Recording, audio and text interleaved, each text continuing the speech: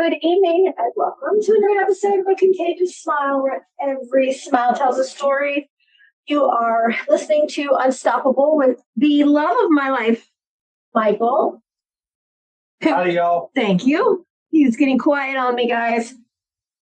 So let's talk about how it seems like every day there are school shootings. Why? And it's unbelievably scary because when we were growing up, we grew up around guns, and this was never an issue for us. We never had to worry about a school shooting.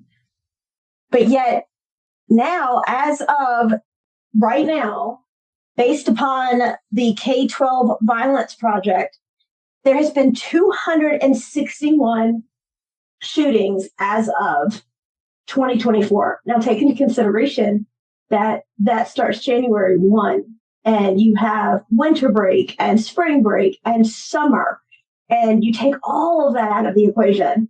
And then the fact that school just started back up, and you're talking about 261 incidences with gun violence. And some of them are as young as like elementary school age, and they're being incarcerated. But I mean, elementary school age kids, I mean, this is unheard of. So let me ask you something, Victoria. Why is this still happening? With all the money being funded to these schools, By the lottery. all these police officers being assigned to the schools, plus the resource school officer, right? Because you have police officers that do part-times at But you school. see some of them running out with their school shootings. Yeah, that's kind of offensive. But I mean, can you believe that Columbine was more than 25 years ago? And we didn't learn from that, No. obviously. No. And I mean, and nobody saw that coming. They had their manifestos, they had everything, these two high school boys, and it's just been a consistent rise year after year of more gun violence. And no, they consider a mass shooting any incident that has 4 or more shots is called a mass shooting. So this is ridiculous. I mean, not one should be shot, but this is just, how do we get our kids safe? We are, folks, we are not against guns, okay? We are all for protecting our family. My wife and I both are licensed concealed carry, and we carry everywhere because we're going to protect our family. That's right. Okay? So we are not bashing guns. We're not, trying to abolish the Second Amendment. I'm not in favor of them. Yeah. But we just need to do something different than what we're doing to protect our kids in school. What can we do different? And my wife brought up something earlier today. I'll let her tell you about it, about dads. Yeah. Which was awesome. But, my point is that even when we were growing up, we grew up around guns, and we never had to worry when we were in school back in the horse and buggy days. We didn't worry about there being any situation of any gun violence while in school. That's my point, is what's changed to make that. We all know my view of it, and what I have to say about it. But video games. But other than that, you're looking at the fact that, when you kiss your kid before they get on the bus or they go into school, is that really could possibly be the last time you see them? And on our Teen Talk show, a lot of the kids who come on say that their biggest fear isn't failing or not getting the classes they want. Their biggest fear is being shot. That is so sad. It really is sad. And we were talking to somebody who is in the school system, and they actually had a Bible threat that was by a 5th grader. And the 5th grader did have a weapon. The 5th grader was incarcerated. And here's the thing. So what they did was they had asked all of the dads to do like a dad day, where they came and walked the halls of the school, and they did it. And all of the dads, offered to do it. even if you can't do the whole day and you did it in sections. But I mean, think about it. Like the average school is, at least 600-700 students. And yet there's some schools that have thousands of kids in it. And the average school has one counselor. How can they expect one? I mean, they're not even doing anything. I mean, what are they supposed to be doing? And the counselor has to be completely overwhelmed from all of this. I love the fact, so the first line of defense with police officers is officers' presence. Okay. That's supposed to deter, whatever the statistics are now.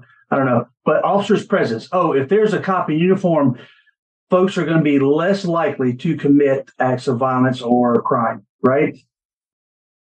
Supposedly. That's what I was taught when I went through multiple police academies, okay? Different departments. Yeah, but now.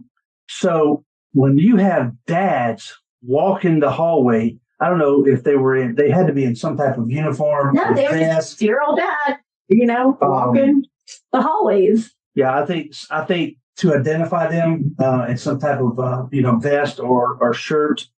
That way, all the kids know, all the parents know, all the teachers know. Hey, I may not know this person, but their presence is helping to keep our kids safe. Right.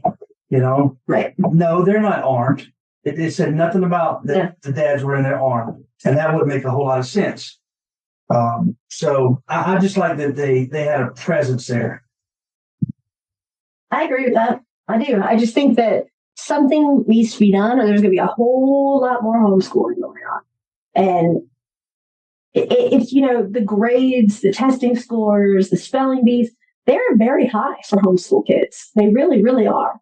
And school is not like it used to be. I mean, we did writing, we did cursive, we did spelling. All of these things are no longer applicable in the education system. And I don't understand that. Like, Faith can tell you what the Dewey Decimal System is, but when her friends hear her mention that, they're like, what? Like, they don't know what the Dewey Decimal System is.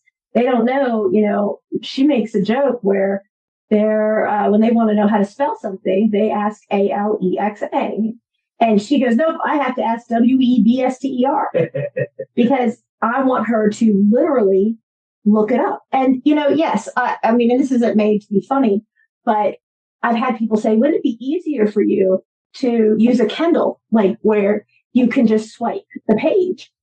Probably, being an amputee, I probably would be. But you know what?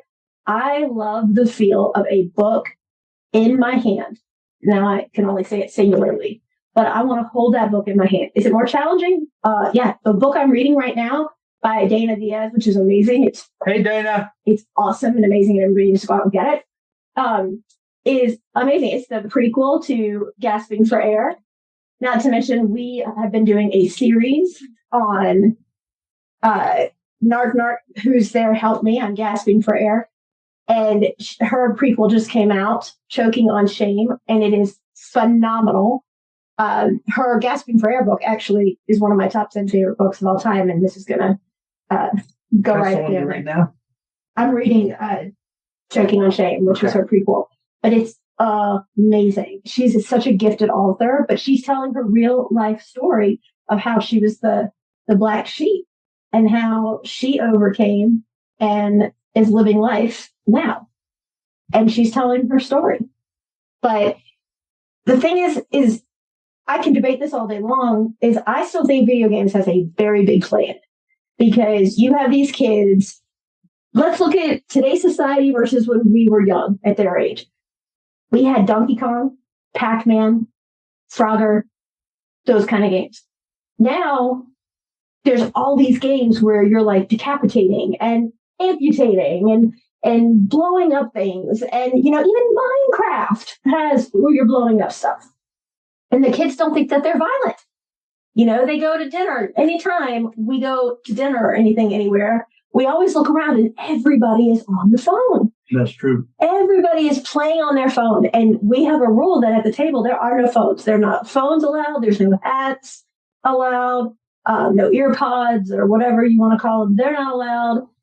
But literally, you cannot sit at the table and do that because, and I've said this before, my grandfather had the best saying ever back when phones were on the wall with a long cord and no internet capability. And he would say, if I wanted whoever is on the other end of that phone call to be at my dinner table, I would have invited them. And I love that because in 10 or 15, 20 years, are these teens or are these young kids going to really know the people that they're texting and messaging? Probably not. The statistics are not in that high of a favor that they will.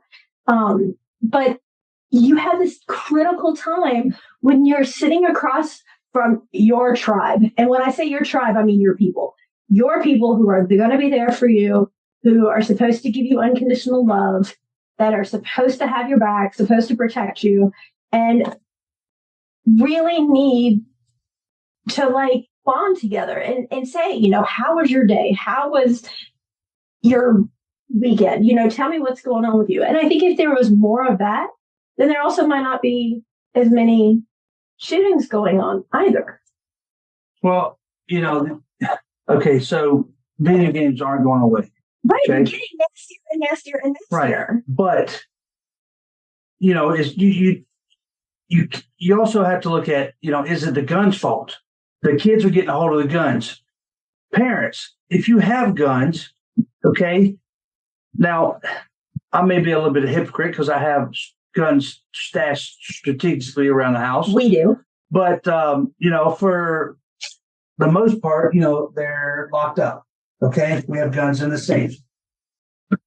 Parents, if you have a firearm with a child that's living in your house, middle school, elementary, high school, doesn't matter. Lock it up. Don't let them have access to. We're going to keep the guns and ammo probably in the same place. Okay. I'm not going to talk stupid here, but just lock them up. Know where your guns are. Dad, come on. Mom, if you're a single mom and you've got a firearm around that child, lock it up. Safes aren't but like $50 just enough to keep it in there to where the kid can't get a hold of it.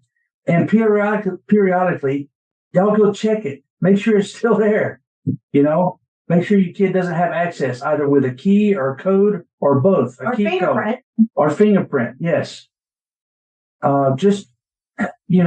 If you're not going to think about your child, then think about everybody else's out there. Come on. Because I hope they hold a lot of these parents liable. Yeah, but what about the parents previously who weren't held liable for the exact same thing? I don't know.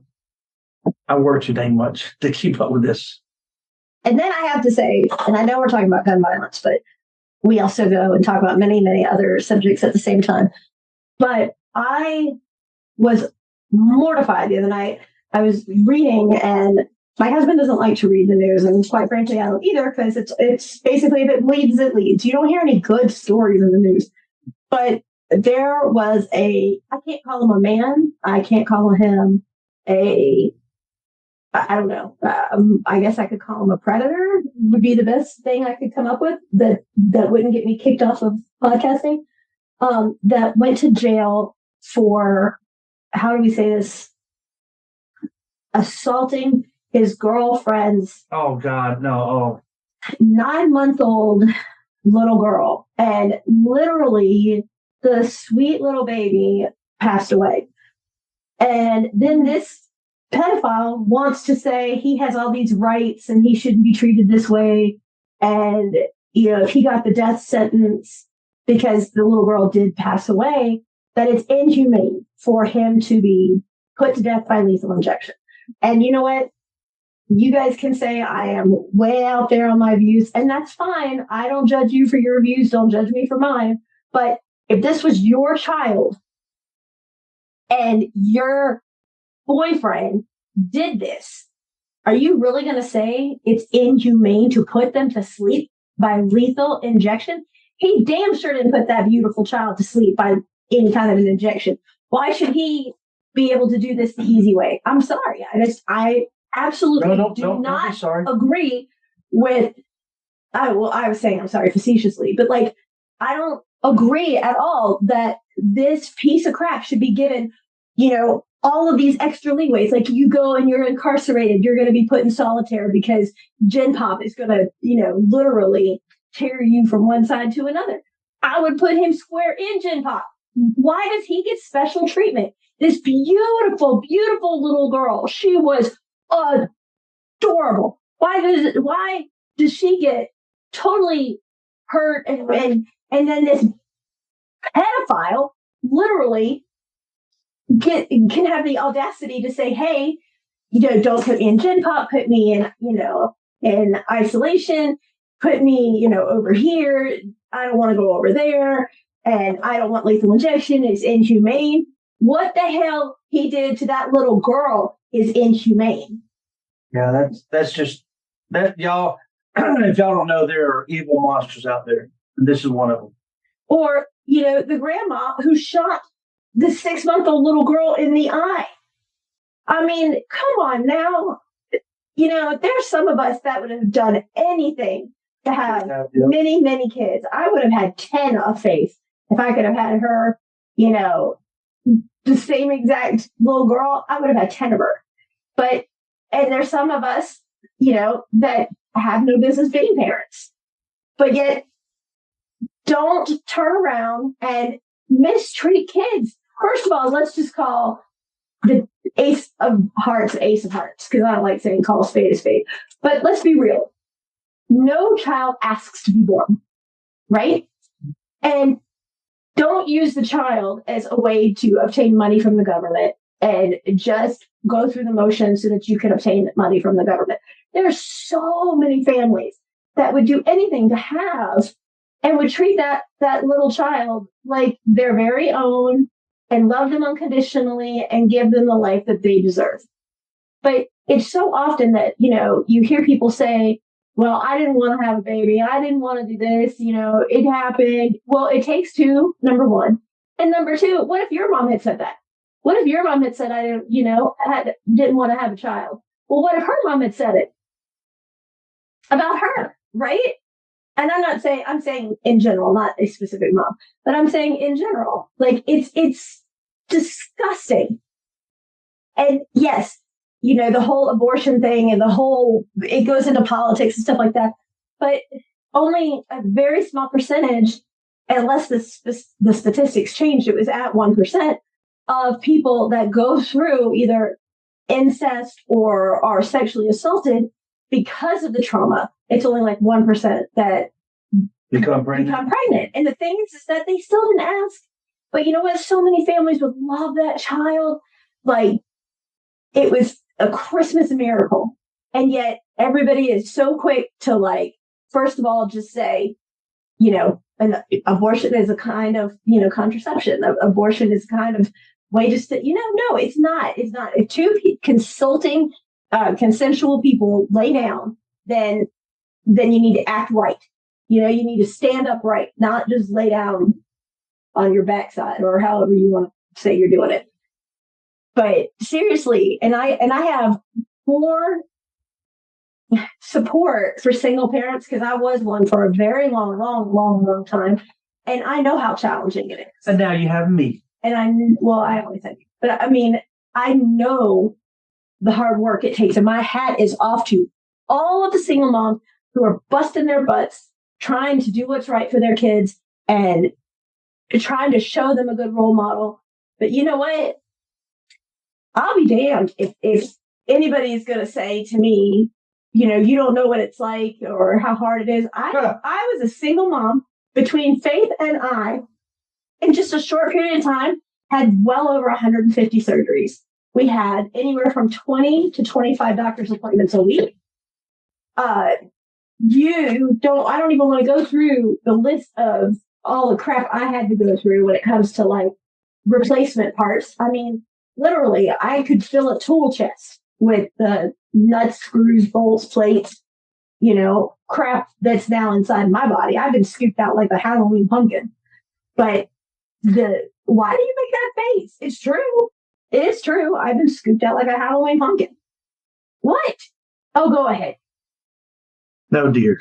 You're doing great.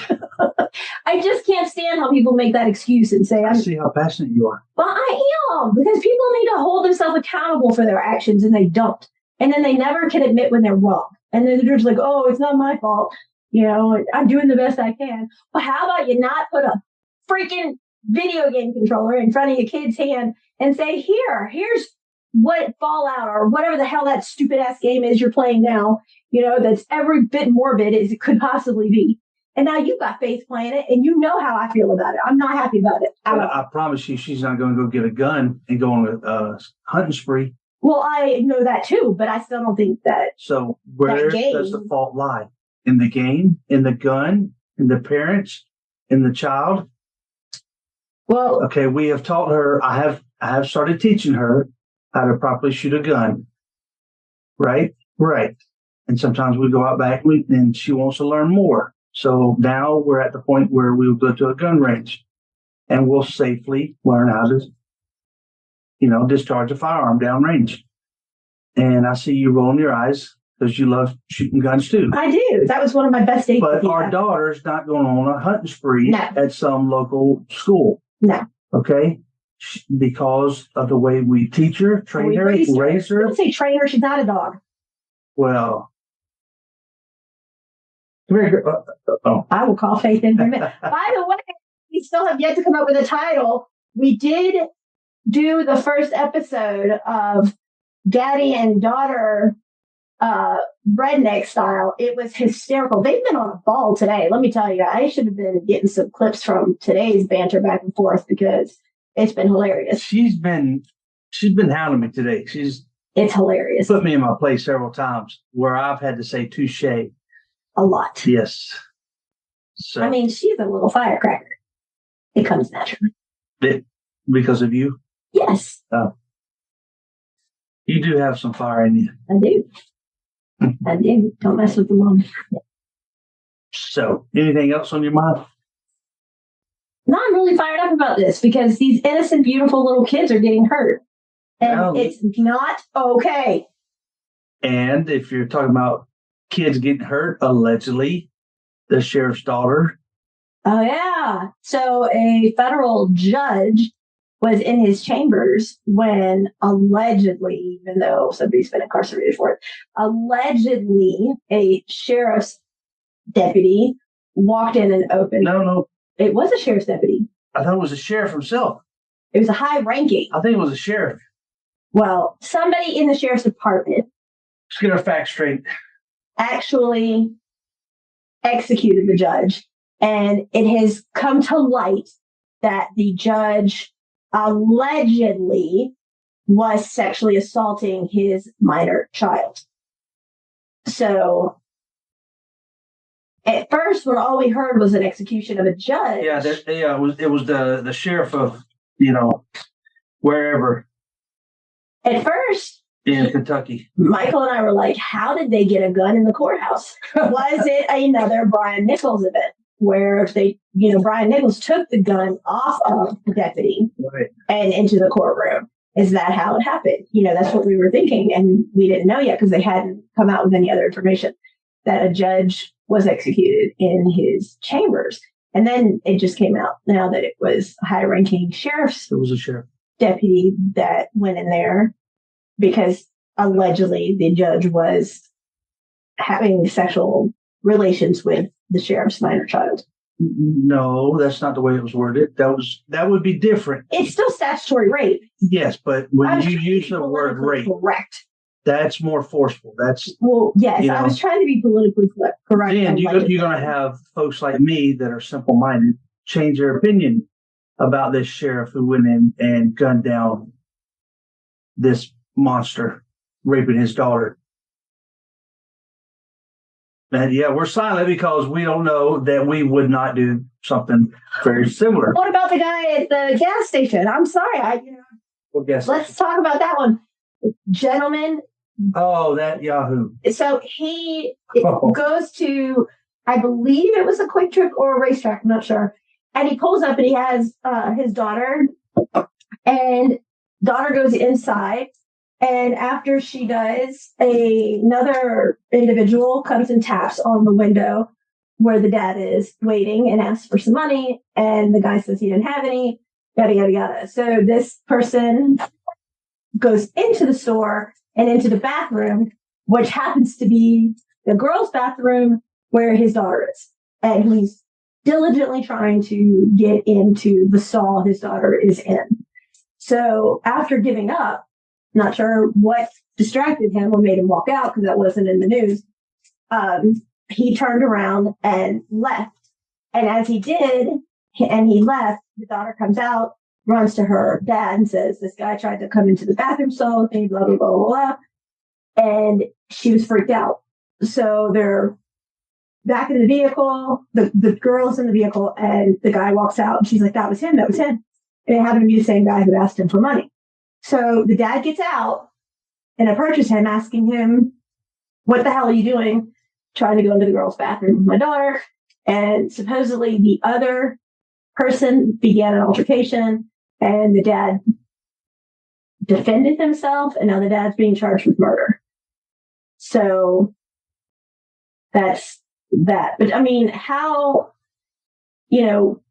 questionable is why did you get out of the car? But then again, any real parent would get out of the car because you don't know if you're preventing something from happening again that could have gotten a lot worse. I know you would have gotten out. And that's excuse me.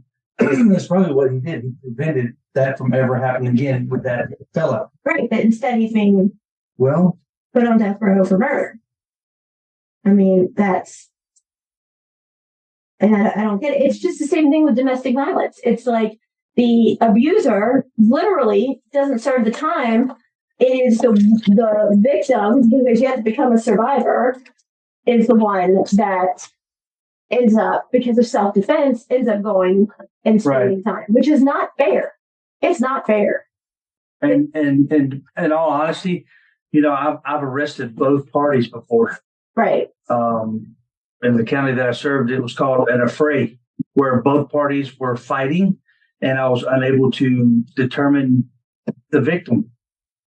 Something. It's not always the women, y'all. No, I know that firsthand. But I mean, you see this woman who's petrified of this guy, and she's going to go to jail and then he stays home with the kids, and then he starts abusing the children because she's protecting her kids. That's what pisses me off, is that the mom is being the mother tiger and the mother lion. She's, but then she gets incarcerated. What do you give a good old boy pat on the back and say, go get a brewski out of the out of the fridge, dude? I mean, that's not okay. What does law enforcement expect us to do? Just lay there and say, okay, just, hey, I haven't had a black eye on the left in a week. How about you do that side this week? It would greatly help if we, as law enforcement, had extensive training, especially with domestic violence and mentally handicapped or, mentally challenged individuals. It would greatly help us in, determining, what the law says and what the law states and who goes to jail or what to do, But what I don't get is that the woman is literally trying to protect her own, and what happens is she can get incarcerated and the guy stays with the kids and then they get hurt. And that's not fair at all. So what is the woman supposed to do? Just stand there and take it? No. Because then that's the only chance they have of getting that son of a bitch arrested. Because other than that, and the cops come, nothing's going to happen. And most times the cops don't do anything but tell them to leave for the night, or, oh, you're in violation of a restraining order. And nothing. It's just going to piss them off more. They get away with it, and that's why they keep doing it. Right. And that's not fair. No, you're right about that. That's absolutely not fair. I found out, my husband does not know this, and he's going to say, when we get done recording, why didn't you tell me this a long time ago or before you did this on air, that there were actual pictures I had of my assaults, where actually the photographs were taken, and law enforcement used those photographs for training. What? Yeah. And without my knowledge or consent. What department? Let me add them. Okay. Seriously, without my knowledge or consent.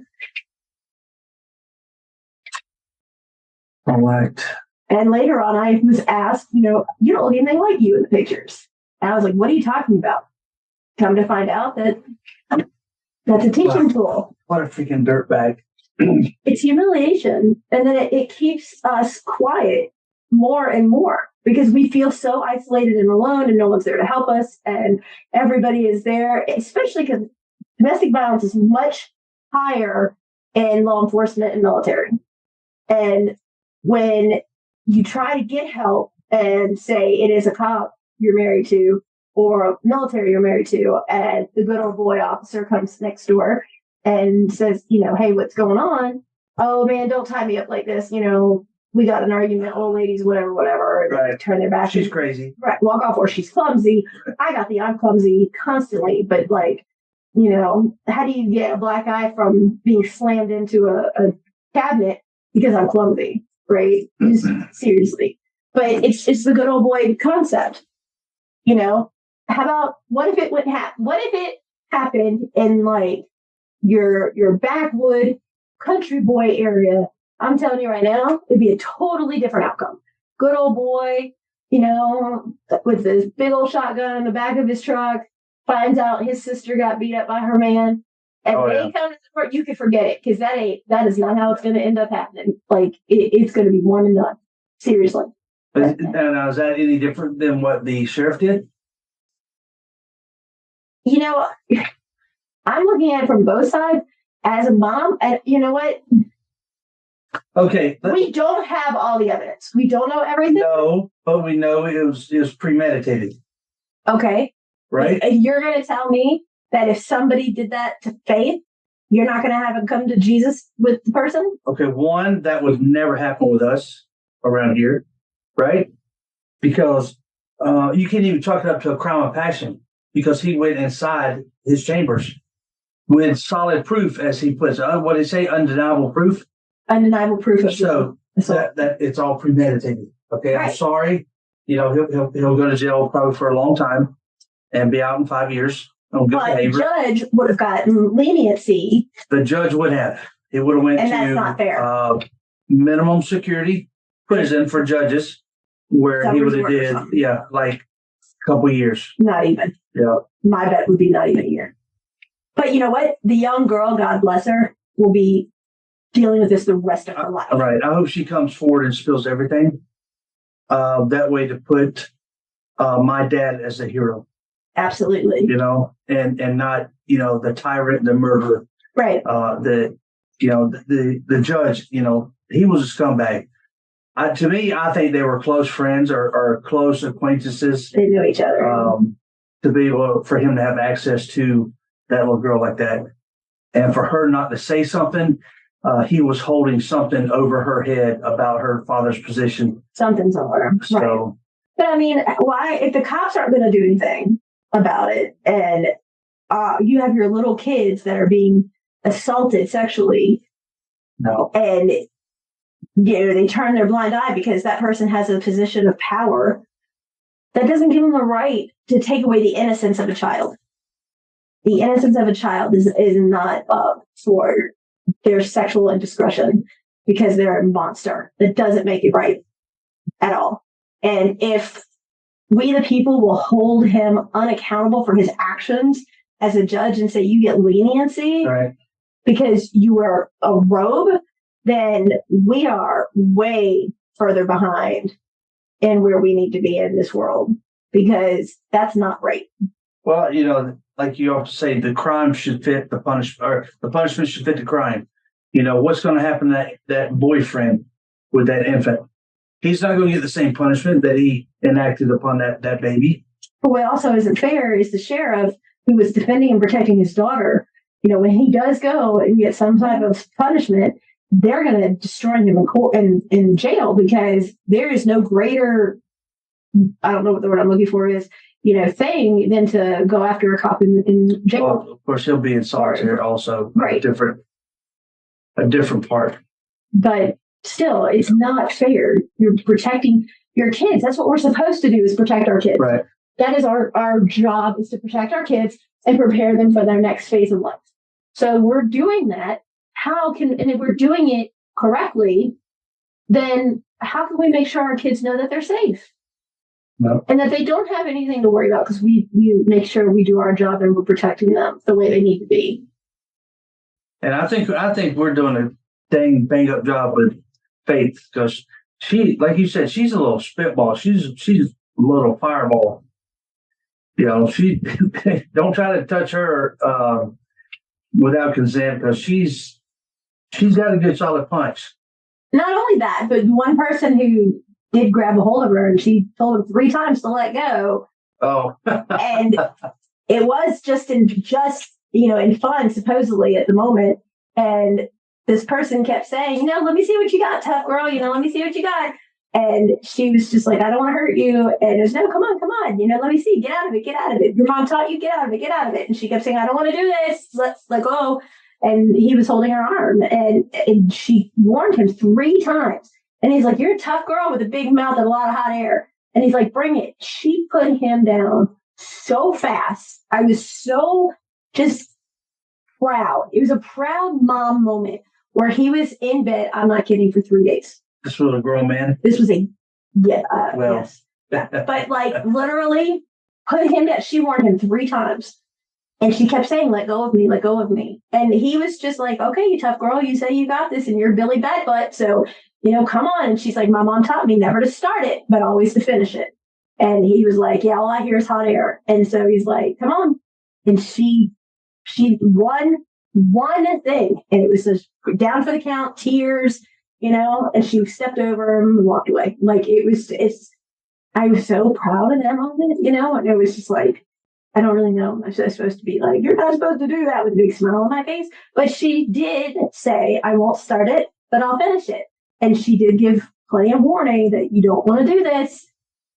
So, and if anybody has followed Faith's story on Facebook, across our platforms, y'all know that this is a tough little shit. Did I say shit? No. Okay. She's a tough little cookie.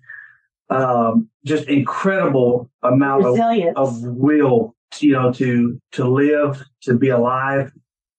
And it's no wonder she's tougher than nails. It's how she says that she danced with the Reaper, and many times she has, and those days are gone. So y'all do us a favor and go buy her book off Amazon. She has 5, not just 1. Well, I'm proud of the one about her dad. You're so all about you. Her book is called I Am Kitten, Dad's Girl, and Dang Proud of It. Look it up on Amazon. I Am Kitten. But there's also some great books that she's written. There are others, yes. About like her survival and how she did it. She wrote the best book also about helping kids go through their first surgery and hospitalization or first IV and how to manage through it. And then she even put some really awesome activity sheets in the back for people to do while they're going through this, fun stuff to get your mind off of it, including some techniques that I used with her all the time too that were really beneficial to helping get through these horrific times. So they can find these books on our website?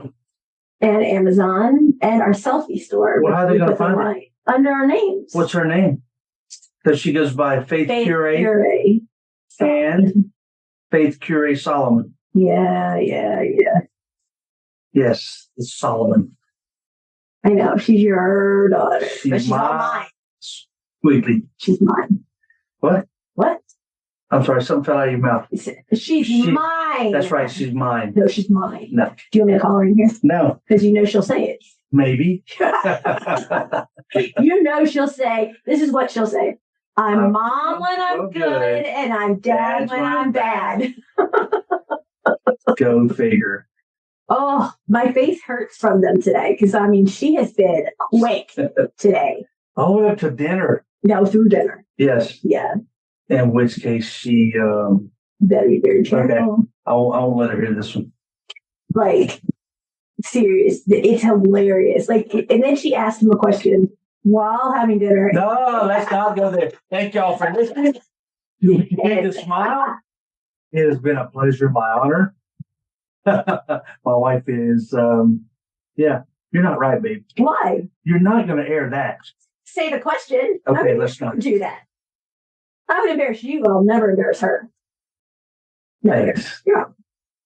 Absolutely. And thank y'all for sharing the episodes and everything y'all do. My wife has some things in the works. Keep the lookout. Go to the webpage and see what she's been doing here lately. And our Freebie Friday. Freebie Friday. Who's got it this week? I can say that. Freebie Friday. Freebie Friday. Okay, she has a doctorate. I have the redneck degree. Okay? Yeah, it's a redneck word. What did you say was going to be your redneck word of the week this week? Frog. Frog? Why frog? I don't know. First word that came to mind. So you're thinking of simple video games, Frogger. Oh, ha ha ha. Yeah. So what's up for this week? Well, I got to go to work. Oh, man. Got to come home from work. Oh, coming home is so horrible. There's a mama's baby boy. Goodbye.